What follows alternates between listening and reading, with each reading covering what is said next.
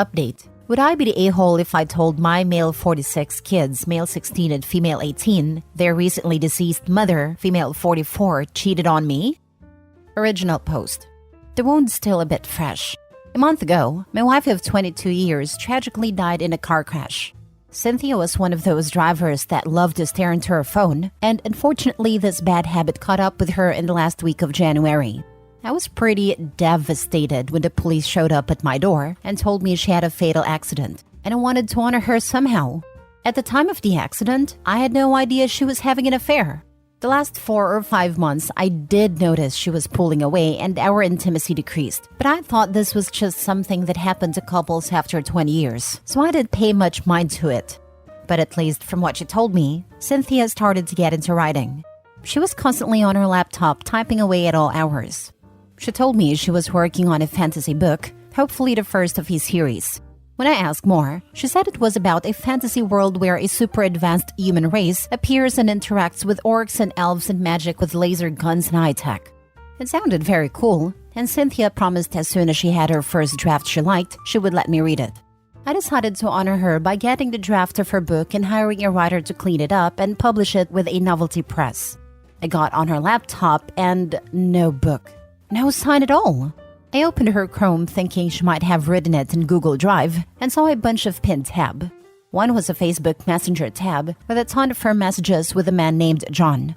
I have no idea who John is, never met him, but they talked about meeting up, exchanged photos, everything. The last message John sent her was 2 days before Cynthia's accident. The two saying they loved each other and him saying he was going on a business trip to Germany. The messages between Cynthia and John have shown they had met up at a house more than once, so I already had a locks changed. Not sure if John is back yet, and frankly don't care if he is. I was thoroughly devastated. She did have a Google Drive tab, but in her drive wasn't a book about elves versus Vulcans, but a shared document with John. The document was a plan her and John drafted on how to divorce me, turn the kids against me, and take our home and as much money as possible. One thing she noted was she has been taking money, a few hundred a month, and putting it in a separate account. I got the bank things sorted out, and the money in the kids' college account.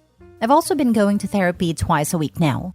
It is hard to be mad at someone dead, especially someone everyone else in your life is grieving and praising as a wonderful wife and mother. I've asked my therapist if I should tell my kids about what Cynthia has done and what she is planning to do. My therapist cautioned me about this. He said that they just lost their mother, and being told this would be condemning her memory. Damnatio memoriae. Maybe now it is not the time, but I think eventually would be a time for my kids to know. Now for the top comments before reading the update. Now is definitely not the time to burden them with that. I agree. As someone who lost a parent when I was growing up, I could not handle information like that at a time. I know every kid is different, so you know yours the best. But personally, I think it'd be easier to wait until they're independent adults, not just legal adults, because I did not consider myself to be functioning as an adult at 18, and can process everything without it taking a toll on their mental health during a time I grieve. Yeah, like waiting until they're steady in their careers. I read something a long time ago when one parent told the kids when one just finished high school and the other was in college. It broke them. The college student dropped out, and I can't even remember what happened to the 18-year-old. Maybe only tell them if they're experiencing something similar in their lives, so they can see that you understand what they're going through. Honestly, there is no need to tell them. My kids were grown and still had daddy on a pedestal. I told them eventually that he might have been a good dad, but he wasn't a good husband. They got it. They were 4 and 5 when he died, and 20-something when I said that. They quit comparing their stepdad so harshly. This is literally all you need to say. That you mourn him differently because he was different with you than he was with them. My mom has told me some things about my late father recently, and it's hard to take. Plus, there's nothing to be done about it now. It just makes me feel bad that I didn't know what was going on at a time, even though I was a kid. She was the adult who chose to not take action. I will absolutely take some things to my grave unless my daughters find a way to get it out of me in my deathbed. I can tell they really don't want to know all of it. No one knows all of it. They don't need to know all of it. Adults should not be telling children everything that goes on in adult relationships. Full stop. But later it's a coin toss whether to tell adult children about such things. I don't think it's helpful unless for a very good reason. For example, my ex is bipolar. That's the most genetically determined of the major mental illnesses, and some of his story is relevant. Although, the children have now passed the point where bipolar makes its appearance, so it's a bit easier to discuss. You would be the a-hole, but I would suggest finding out who this John is and make sure he does not show up in your lives, such as at the funeral or anything. Sounds like they had some big plans involving your kids, and who knows what this POS could say. Now for the update. Some things have happened since the last time. To answer some questions, I have gone to the bank and got control of Cynthia's account and transferred the money into a savings account for the kids. Also, my kids already suspected. Tuesday night, my eldest Michelle and my son Jason had something to say to me. They sat me down in the living room and Michelle said, "We think mom was cheating on you." They both said they weren't sure, but it was eating them up seeing me in extreme grief the past month, and they thought I should hear what they suspected. They brought up how Cynthia was always away, and when she was at home, she would say strange observations about me. Stuff like, "Isn't it weird your dad's working late this week?" This is one of those seeds Cynthia mentioned in her document that she wanted to plant to the kids. Michelle said her suspicions went high the week before the accident, when she got home from the school and saw a strange jacket on a coat hook by the front door. It wasn't any jacket Jason or I had, so she was very suspicious about it. I told both my kids that I didn't tell them, but I found evidence on their mom's computer when I was looking for the book she said she was writing. Michelle wanted to see the evidence, but Jason said he doesn't want to think or talk about mom for a while. I shared the info with Michelle after she insisted she already suspected her mom and was ready for it. It feels good to now have someone close that can talk to me about this beyond my therapist. Yesterday afternoon, I was home alone when I heard someone jiggling the back door knob. I went to the door and saw a man I never saw before, trying to use a key on the lock. I told him to step back from the door and he almost jumped. I opened the door a crack and asked him who he was and what he was doing in my backyard. It was John, Cynthia's affair partner. He told me that he worked with my wife, and he just got back from a trip and saw Cynthia died on social media, and him and Cynthia were starting a business. They had a business bank account with his investment money in the business, and he was wondering if I could help him get the business funds transferred over. I looked him straight in the eye and said I was at the bank and Cynthia didn't have an extra business account, and I had no idea what he was talking about. John also said that he wanted to check my wife's things for any sensitive business documents. I said I was a stranger and wasn't welcome in my home, especially since he tried to enter without permission. John looked defeated, but did suggest he would consult with a lawyer about his sensitive business documents and business funds. John had a key to your home, and he knew Cynthia was dead and still tried to enter like he had rights to it. Hope he needs to consult his own lawyer and get the locks changed. Change the locks if you haven't already. Very sorry about this. Glad your kids suspected and are handling it. Good luck to you all. That man is fortunate. By stealing into someone else's house, he was taking a risk that would cost him far more than money. I'm not proud about what I'm going to say, but if all of this is true, I'm glad she's dead. I mean, she wasn't only cheating, which is horrible, she was stealing OP's money and executing a plan to put their own children against him. She was the incarnation of evil. Even all the pain, OP is lucky that this happened, because if not, she was prepared to take everything from him and destroy him. Her children saw something was wrong long ago. She was one of those people who believe their plan is immaculate because they are geniuses and completely underestimate everyone else. Most criminals think this way. Totally agree. The world is better without that kind of people. I get the feeling that business money was the money she was stashing away. If everything was in her name, he had no claim and couldn't sue a dead person. A silver lining here, though. If she was still alive, I doubt the kids would have believed her lies about UOP. I would say get a security system for your house and maybe look into a PI to find out who this man is. He could be a dangerous person. Next story. Am I the a-hole for tricking my ex-wife during our divorce? My ex-wife, Becca, is 7 years older than me and has retired after 35 years of teaching.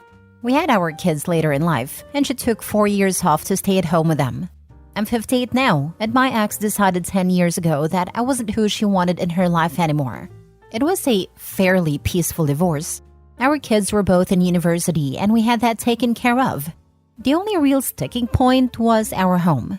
I thought we should sell the house and each use the money to buy something smaller, and that would require much less maintenance. It is a 5-bedroom, 4-bathroom house we bought after we got married. We got it at a very good price, and it has appreciated quite nicely over the last 38 years. Becca wanted to keep the house so the kids could keep their rooms. And so she had space for our, at that time, non-existent grandkids. Myself, our kids, our lawyers, everyone told her that it was a bad idea. I gave in and traded away alimony for my share of the house. Like I said, my kids were in school and neither of them planned on their careers keeping them in our town. My work gives me $250 a day tax-free as a living allowance since I work away from home. Rather than stay in a hotel, I've been renting a house in the city where I work. It works out well since I'm saving on travel back and forth. I see my kids when they have time. I took extra time off when my first grandchild was born. I can afford to do a lot of stuff I skipped before because I was saving for 2 people in retirement. Now that it's just me, I'm doing quite well. Becca is not. She wanted the lifestyle I was funding to continue. She went through her savings and now she just has her pension, which is pretty good I think, but it isn't enough to pay the property taxes, as well as pay for her trips, maintenance and stuff. She's having to sell her house where neither kid ever returned to live in after graduation. She has to travel to see our grandchild since my daughter is just at the beginning of her career and cannot take that much time off. She has been complaining to anyone who will listen that I'm living high on the hog and she was going to be homeless. That isn't true. There will be a bit of capital gains tax, but she will have an amount that will let her buy a condo for herself that is affordable. If she wants to keep the house, she could do a reverse mortgage, but I think that's a terrible idea. I think part of it is that I have a girlfriend now who is in her mid-30s, and she never found a guy she thought would be better than me. I think the guy she was seeing after we broke up was supposed to be him, but he didn't work out. She is mad that because of how I get paid, her alimony seemed like not a lot compared to owning a house free and clear. But I don't think it's my fault she wouldn't listen.